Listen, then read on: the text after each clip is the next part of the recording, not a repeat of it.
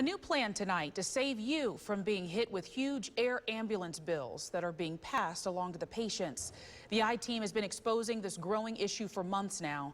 I-Team investigator Adam Walzer joins us now with how state leaders will now address the problem. Adam? Well, Laura, the main problem is the nation's largest air ambulance company is considered out of network by most Florida insurance carriers. So patients end up getting hit with huge bills even though they have insurance. Air ambulances can provide a lifeline for trauma patients, but their costs have skyrocketed, leaving patients with big bills.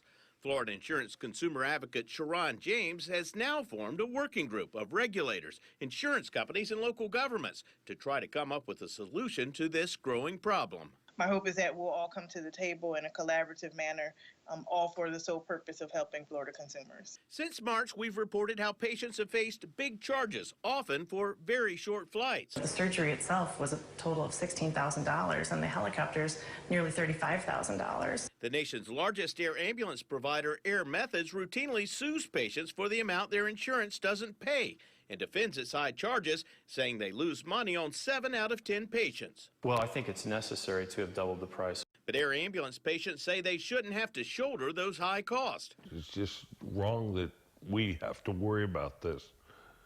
And it's, oh my gosh. James says that even though the state currently can't regulate the air ambulance industry, she hopes that by bringing everyone to the table, they can find a way to keep patients from getting hurt by big bills. We continue to work with the National Association of Insurance Commissioners to push federal legislation that would allow states to regulate air ambulance companies.